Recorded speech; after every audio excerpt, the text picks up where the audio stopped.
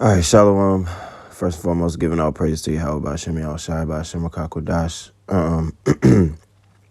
This is gonna be like very quick. I know I've said this before in a lot of videos that I made, and then it ended up being 30 minutes, 40 minutes, 48 minutes, whatever. This should be about 10 minutes at the most. I've made this video before. I don't know if I posted it. I don't really go back to my channel and watch videos after I made them. But this has been going on now for maybe about a year and a half. As I've said many times, I watch GMS closely. I watch them very closely. If anything, the doctrine that I believe in the scripture is 99.999999999 what they believe as well. You know, there's only a few things that I believe when you compare it with the scriptures that they go off on. And it's unfortunate that a lot of people have been openly afraid to state that. Elder Yashawamba being one of them. How do you call out your elder, which is Elder Tahar, on the comment board, which I've seen this is going on maybe 2 years ago, 2.5 years ago. How do you call out your elder about Abraham and Sarah being blood brother and sister, which you clearly disagreed with, and question him on it, and he can just skate by and say, well, I don't know, or we see through a glass darkly. If you see through a glass darkly, then how can you teach that Abraham and Sarah were actual blood brother and sister? If you see through a glass darkly, then you just don't know. Yet I have videos of you saying that they are blood brother and sister and incest and inbred. So, you know, just situations like that show you you can be as great as Elder Yashawamba and still be afraid to question the people that you've learned from. Even when clearly when you read the scriptures, the understanding or the Holy Spirit is telling you something different. When you read Genesis, if the Lord is working with you, when you read Genesis about Abraham and Sarah, you're going to see that Abraham is Sarah's uncle. If Sarah is Lot's sister and Lot is Abraham's nephew, then what the fuck did that make Sarah? Abraham's niece, not his sister. And I don't understand why or how you can be up under a group where clearly you see this and you still haven't confronted your elder. Hey, you know, y'all been teaching this, but really, this is this. If your elder was really a man of the Lord, he will humble himself and say, yep, you were right. Just like he said on the video. It's amazing how I watch GMS so closely. I do. Every Saturday, they'll go out, the apostles, and I watch certain other camps. But it's amazing how I was able to find these clips right at the right moment, because there's no search engine that you can put in and find out, oh, Elder Tahar talking about Rebecca or talking about Abraham and Sarah. You can't search that and find it. You got to actually sit down and watch it. And through the Lord somehow wanting to bring this correction out, I found it every single time he's talked about it. I just happened to be listening at that right moment and able to screen record it. You get what I'm saying? So you men in GMS are weak as hell. You're weak. Elder Yashawamba, one of my favorite teachers, weak. You questioned Elder Tahar about this a couple of years ago, openly on the comment board. I seen it. I synced it. But you weak as hell. When do you ever put men above the scriptures or the understanding of the scriptures? If Elder Tahar goes out and starts teaching Edomites can make it, you gonna say, oh, Elder, you know, could you just be misunderstood, or is it this? And he say, we see through a glass darkly. You just gonna go with it. That's what you did with Abraham and Sarah. Just being honest. And like I said, Elder Yashawamba, one of my favorite teachers. All right, I watch his videos every day. I watch their lives every day. But guess what? Just because he's my favorite teacher, Elder Tahar, one of my favorite teachers as well. Elder Rakayu Kwam out of London, one of my favorite teachers. All right. These men are my favorite. But when it comes down to reading the scriptures and being like the Church of Berea, when they go off and when that record scratches or when them nails hit the chalkboard, it makes an uncertain sound. It's like, whoa, that's not what the Bible just said. The Bible didn't say Abraham and Sarah are blood brother and sister. The Bible didn't say Moses went up into a chariot instead of a mountain. The Bible said it's a mountain.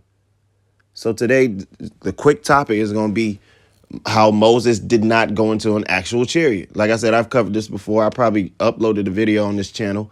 But I'm watching the Apostles live from I guess 2 days ago. And I'm watching it, and then just magically he starts talking about this bullshit again. This is why I said, like, when I watch and I sit down and watch, it's going good, it's going great, and then that record scratch. Yeah, Moses, he went up into a chariot. That's why, when you look up Mount Sinai, Esau said he can't find it. Esau ain't never found the bones of David. Does that mean David was translated into the chariot? Does that mean David didn't exist? No. So just because Esau couldn't find it, that means Mount Sinai was a chariot? That's where this logic comes from. This logic comes from the belly, all right, the mind of a man. I'm Elder Tahar and I said so. I'm just being honest. And it's no disrespect. But at the end of the day, even if it was disrespect, you are wrong. Right is right and wrong is wrong, regardless of your position as a teacher. Now, this is Job 32.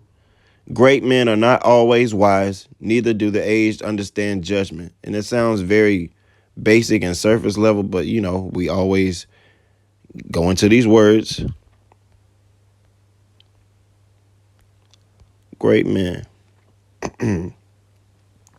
Much, many, great, abounding in, abundant, great, strong, much, exceeding, chief, captain. All right, GMS is as we all know, is headed by Elder Tahar. Always wise. Let's read this one. Hakam. To be wise, to become wise, act wisely, to make wise, teach wisdom, instruct, to be made wise, to show oneself wise, deceive, show one's wisdom, exceeding teach wisdom, to be wise. Let's get a little bit more. To be wise, to become wise, to judge, hence to rule. All right, you're judging on certain matters. You're judging the scriptures. Oh, it says Moses went up into a mountain, Mount Sinai, and Esau can't find it. Well, it's a chariot. Well, I'm finna read that whole account in Exodus 19, and it's gonna be clear as day that Mount Sinai was an actual piece of land, not a chariot.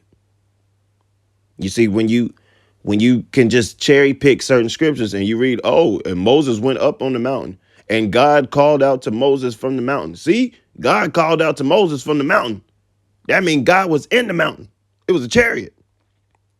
Okay, read the whole chapter, goddammit. Read the whole chapter. And it pisses you off because under the deception of GMS and other camps, you learn to be a parrot. You learn to cherry pick. You learn precept upon precept. When in all actuality, if you read a couple precepts above or a couple sentences above, a verse above or a verse below, you get a full context and realize that's not at all what the fuck it's saying. None shall want her mate. That's not what y'all have taught. That's not what it's talking about. None shall want her mate. But for years, y'all have brought that out and have isolated that to make it say what you wanted to say. But then you read a verse above and a verse below. It's like, what? It's not talking about that. It's not talking about you can't mate anything with the scriptures. Now, of course you can't. But that's not what that verse is talking about. But when you single it out as a precept, see this precept. You always talk about IUIC with the precept packages. Y'all do the same damn thing.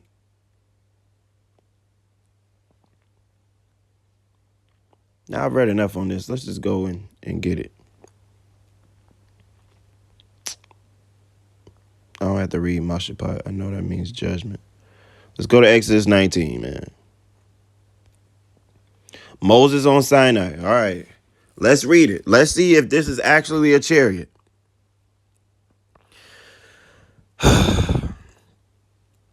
In the 3rd month, when the children of Israel were gone forth out of the land of Egypt, the same day came they into the wilderness of Sinai. So hold on. Not only is the mountain called Sinai, the whole fucking wilderness is called Sinai. All right? Because as many times as I've seen you come up with this false, made up bullshit, you tried to single out just this mountain. Oh, it's Mount Sinai. The whole wilderness was called Sinai. So just because Esau can't find one mountain in this wilderness means it was a chariot. It went up and disappeared into outer space. No, this is fucking stupid and it's idiotic. For they were departed from Rephidim and were come to the desert of Sinai. The whole area is called Sinai. And had pitched in the wilderness, and there Israel camped before the mount. And Moses went up unto God, and the Lord called unto him out of the mountain, saying, and this is, he reads this part. See, God called out to Moses from the mountain. God was inside the mountain. You know what that makes the mountain? A chariot. Okay, we're going to see. Saying, thus shalt thou say to the house of Jacob, and tell the children of Israel, ye have seen what I did unto the Egyptians, and how I bare you on eagle's wings, and brought you unto myself. Now, therefore, if ye will obey my voice indeed, and keep my covenant, then ye shall be a peculiar treasure unto me, and above all people, for all the earth is mine. And ye shall be unto me a kingdom of priests, and a holy nation.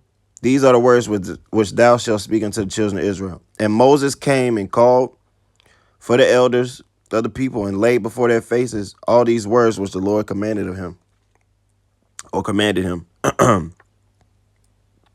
And all the people answered together and said, all that the Lord has spoken we will do. And Moses returned the words of the people unto the Lord. And the Lord said unto Moses, lo, I come unto thee in a thick cloud. So which one is it? The Lord was in a mountain or the thick cloud? Let me just read this word cloud. Let me pause real quick.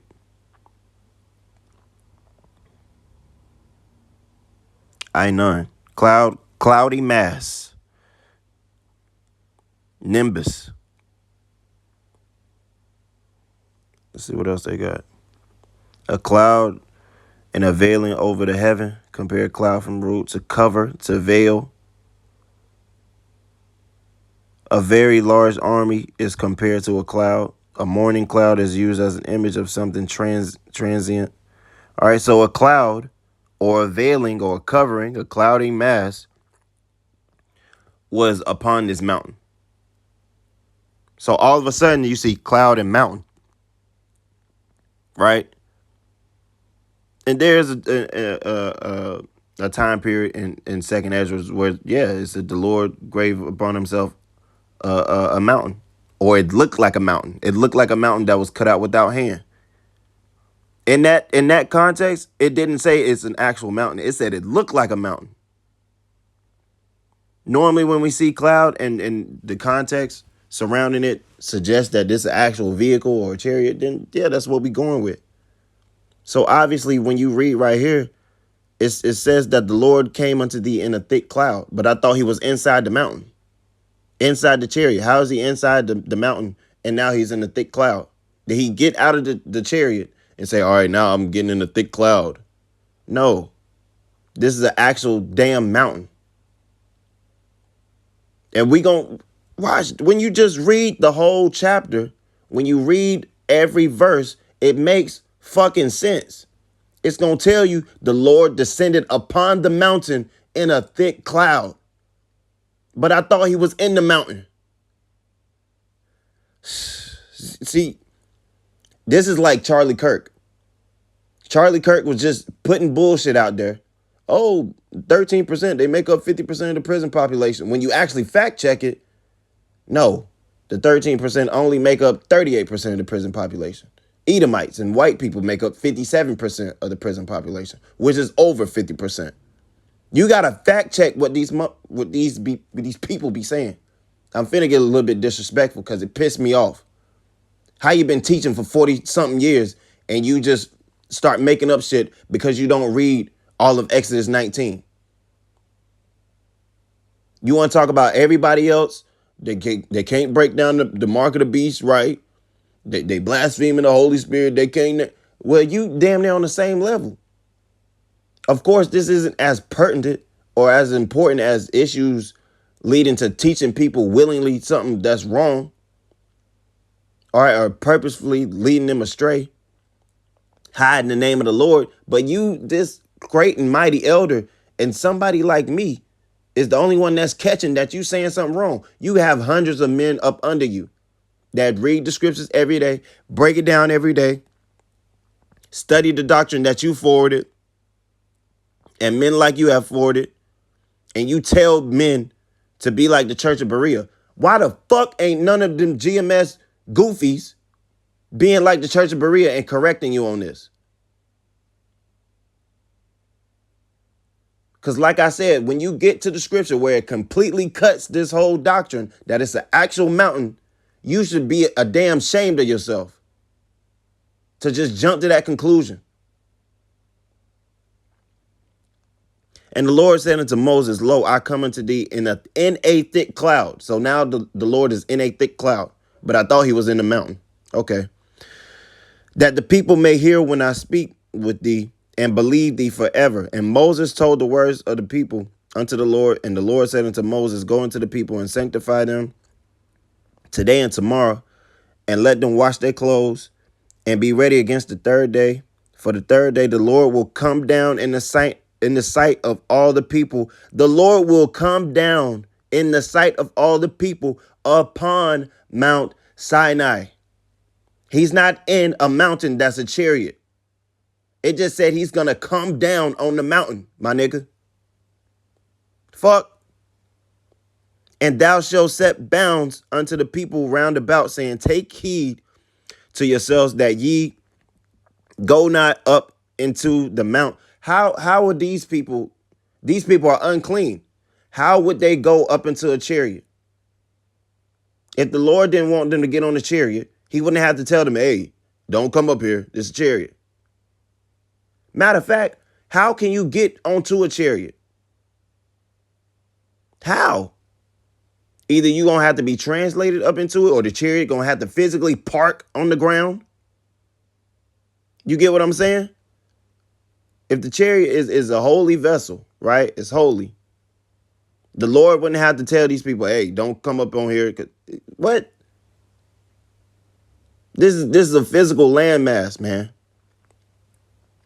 Take heed to yourselves that you go not up into the mountain or touch the border of it. Whosoever touches the mount shall be surely put to death. There shall not a hand touch it, but he shall surely be stoned or shot through. Whether it be beast or man, it shall not live. When the trumpet soundeth, they shall come up to the mount. So hold on. Not only Moses went up to the mountain, Moses is sanctified. And these people are going to have to sanctify themselves. Moses is dealing directly with the Most High. All right. Didn't the Lord say he's not going to speak to him in parables and dark sayings? He's going to speak to him directly. So if the Most High literally is in this chariot, and the people, the children of Israel, are going to get up on this chariot too, they can hear exactly what he's speaking directly to Moses, if the mountain is actually a chariot. Let's read some more. And Moses went down from the mount. So Moses jumped down off the chariot. Moses went down from the mount unto the people and sanctified. He jumped down. Ah! And he landed. And sanctified the people, and they washed their clothes. And he said unto the people, be ready against the third day, come not at your wives. And it came to pass on the third day in the morning, there were thunders and lightnings and a thick cloud. Didn't the Lord just say he's going to come down in a thick cloud? That's where the Lord was. That's the chariot. That's the vehicle, not the actual mountain.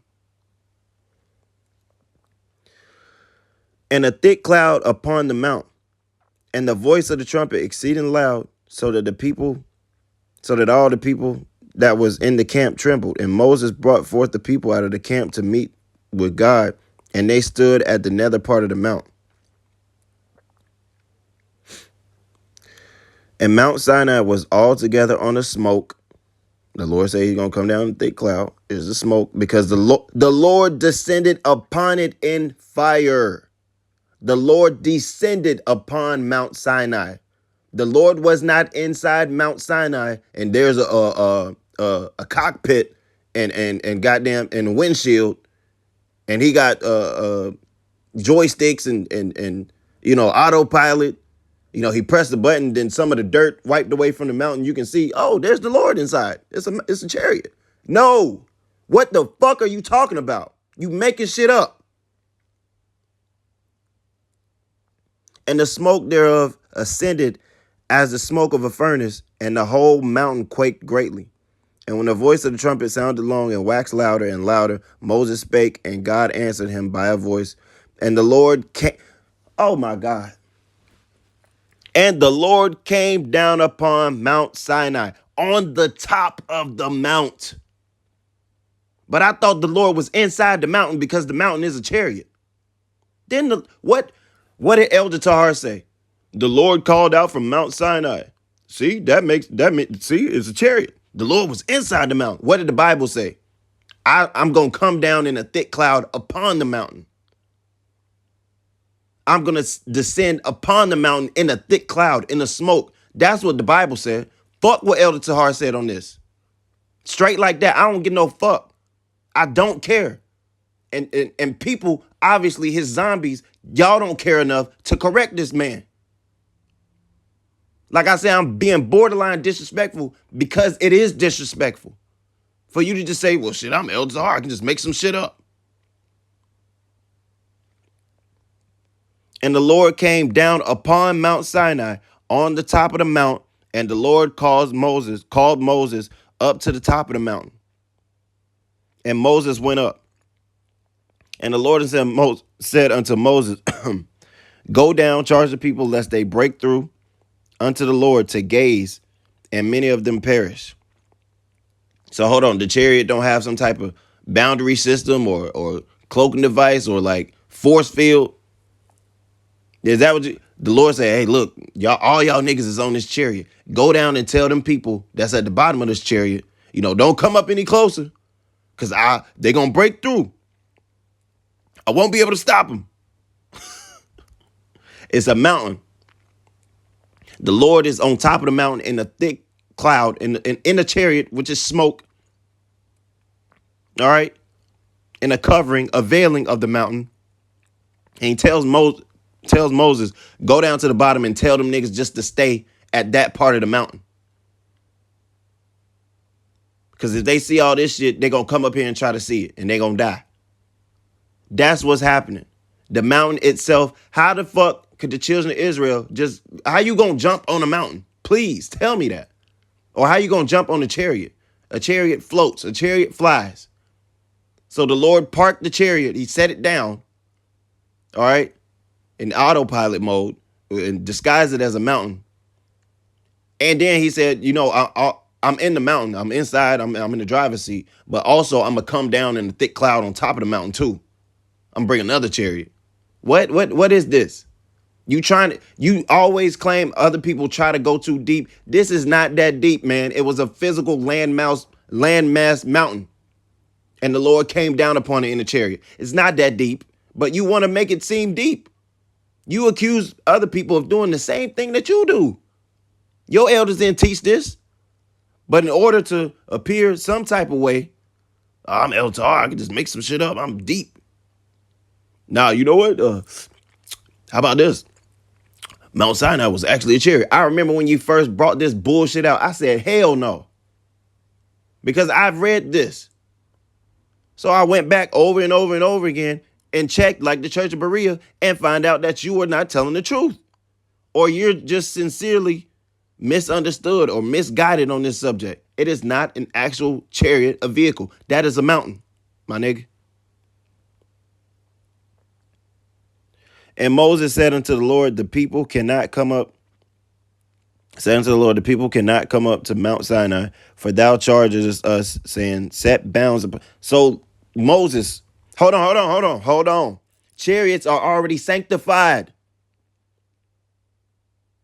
Chariots are holy vehicles, right? You can't go up. Didn't the Apostle Paul said we're gonna be changed because corruptible has to put on incorruptible. Mortality has to put on immortality. Roughly paraphrasing, to enter into a chariot, you got to be changed. But hold on, the Most High told Moses to sanctify it. You know what it means? If he had to sanctify it, it wasn't sanctified.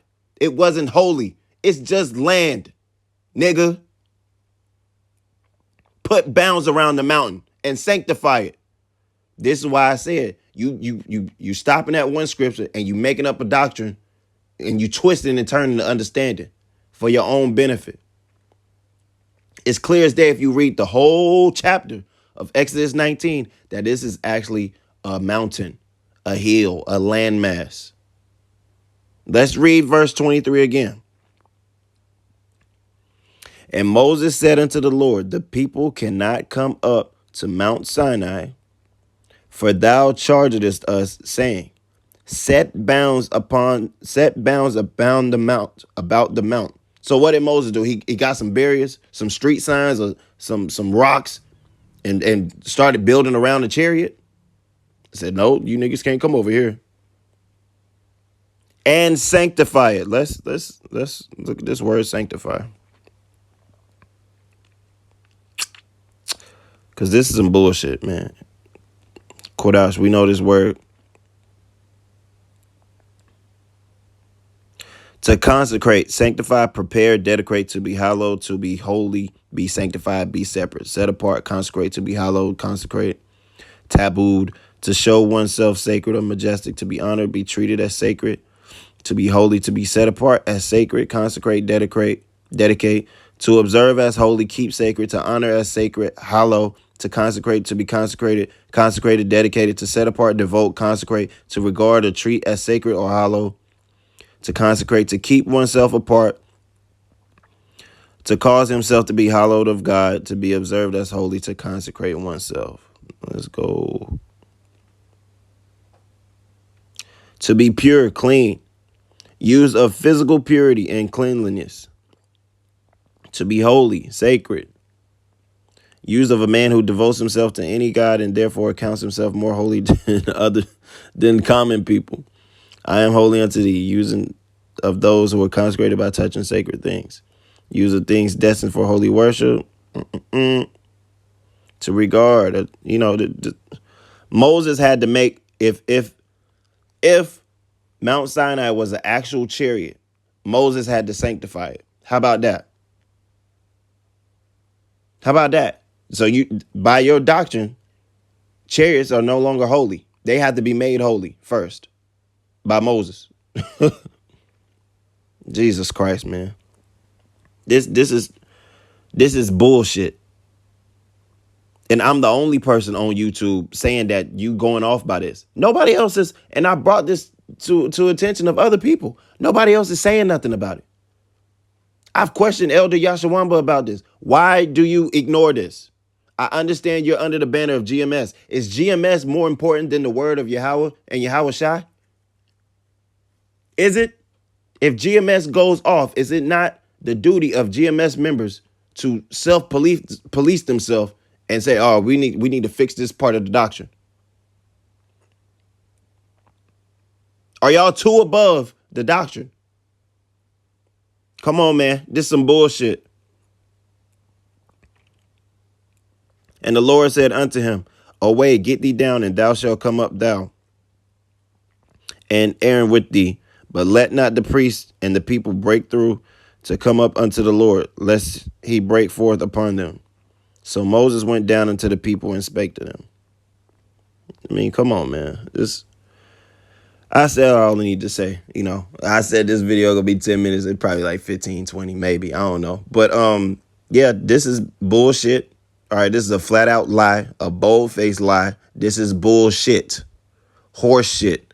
This is just an old man making up some shit at this point, if you want to be honest. This is an old man. Great men are not always wise. This is an old-ass man making up some shit. And if I have to say it like that and put it like that to get niggas to get fired up to respond to this shit, then goddamn it, that's what I'm going to do.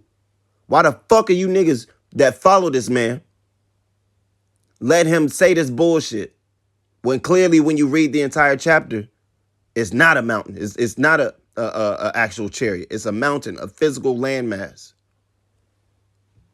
He want to talk about zombies. A lot of y'all people that follow him are zombies. Church of Berea, if they see something going off, they gonna say, I read this and it ain't adding up. You know what he gonna say? Rebuke not an elder. Why don't you make a video on it? Why don't you teach it? That's what he told me. When I proved to him that he was going off about Abraham and Sarah, he said, first off, I never heard anybody say that they was incest or blood brother and sister or related. Nigga, you got a video on my channel. I got you on video saying it. Elder Gabar, dusty ass, standing right next to you, backing you up, saying the same shit. Bishop Sakaran sitting right there saying the same shit. Yet in the same breath, the other side of your mouth, you said, I never heard anybody teach that. Well, my question to you would be, why don't you teach it? And did not address the issue at all. This is something you clearly ducking because you have gone off. According to GMS, you have 100% truth. Obviously, you don't. I've proved that you don't. My intention was never to prove or try to make y'all look bad because I follow y'all closely. We agree on everything except these things. And it's not personal. When I'm done with this video, I'm going to finish watching the Apostles Live that they made 2 days ago. But I just heard this and said, hold on, he going off with that bullshit again. Let's check the scriptures. Let's do like Church of Berea. And I stopped to make this video. So if brothers are really sincere, y'all will address this. Regardless if I'm being disrespectful or anything, there's a way to rebuke an elder. Well, I'm not in GMS. Okay? And I've said a lot of things, and I brought out a lot of information that proved that they was wrong, and I didn't say names. I didn't curse or whatever. You know, GMS is one of the most quote-unquote disrespectful camps, but if you meet them with the same energy, now you disrespect an elder. What the fuck? It's just words, nigga. It's just words. The bigger picture is the message, not the messenger or how I'm coming. Is this man going off, yes or no? Right or wrong, black and white, no gray area. This nigga is lying right now, period. Fix that shit.